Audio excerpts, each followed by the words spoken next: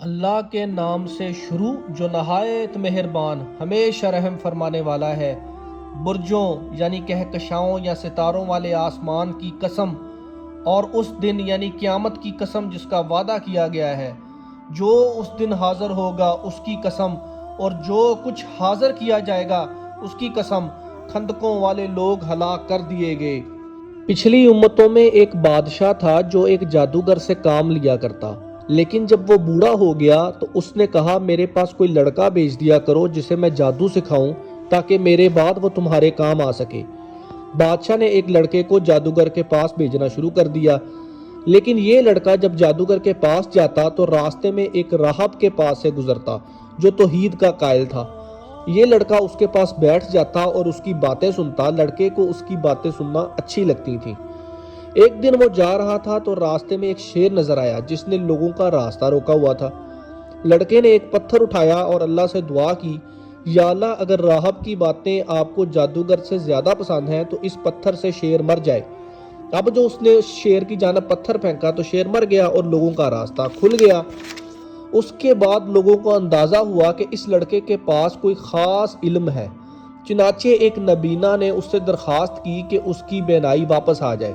لڑکے نے کہا شفا دینے والا تو اللہ ہے، اس لیے اگر تم وعدہ کرو کہ اللہ کی توحید پر ایمان لے آؤ گے تو میں تمہارے لیے اللہ سے دعا کروں گا۔ اس نے یہ شرط مان لی۔ لڑکے نے دعا کی، اللہ نے اس کی بینائی عطا فرما دی اور وہ توحید پر ایمان لے آیا۔ ان واقعات کا جب بادشاہ کو علم ہوا تو اس نے لڑکے کو، اس نابینا کو اور راہب کو گرفتار کر لیا ان سب کو توحید کے انکار پر مجبور کیا۔ جب وہ نہ مانے تو اس نے اس نابینا اور راہب کو تو آڑی سے چڑوا دیا، مگر لوگوں سے کہا کہ لڑکے کو کسی اونچے پہاڑ سے نیچے پھینک دو۔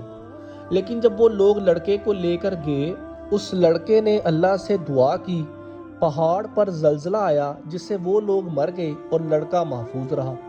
بادشاہ نے اس لڑکے کو مارنے کی ایک اور کوشش کی مگر ناکام رہا۔ بادشاہ جب عاجز آ گیا تو لڑکے نے اس سے کہا کہ اگر تم واقعی مجھے مارنا چاہتے ہو تو اس کا ایک طریقہ ہے، وہ یہ کہ تم سب لوگوں کو میدان میں جمع کرو اور مجھے سولی پر چڑھاؤ، اور یہ کمان میں تیر چڑھا کر یہ کہو کہ اس اللہ کے نام پر جو اس لڑکے کا رب ہے، پھر تیر سے میرا جو نشانہ لگاؤ۔ بادشاہ نے ایسا ہی کیا جس سے وہ لڑکا شہید ہو گیا۔ لوگوں نے جب یہ نظارہ دیکھا تو بہت سے ایمان لے آئے۔ اس موقع پر بادشاہ نے ان کو سزا دینے کے لیے سڑکوں کے کناروں پر خندقیں کھدوا کر ان میں آگ بھڑکائی اور حکم دیا کہ جو کوئی دین حق کو نہ چھوڑے اسے ان خندقوں میں ڈال دیا جائے۔ اس طرح ایمان والوں کی ایک بڑی تعداد کو زندہ جلا دیا گیا۔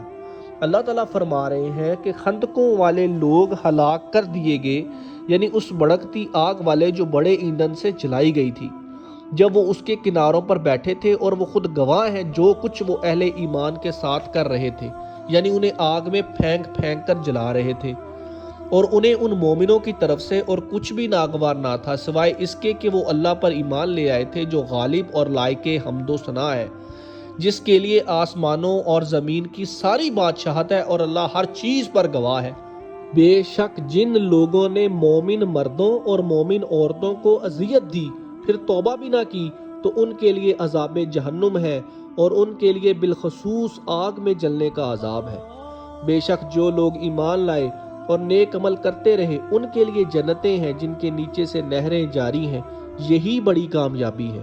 اِنَّا بَطْشَ رَبِّكَ لَشَدِيدٌ، بے شک آپ کے رب کی پکڑ بہت سخت ہے۔ بے شک وہی پہلی بار پیدا فرماتا ہے اور وہی دوبارہ پیدا فرمائے گا، اور وہ بڑا بخشنے والا بہت محبت فرمانے والا ہے۔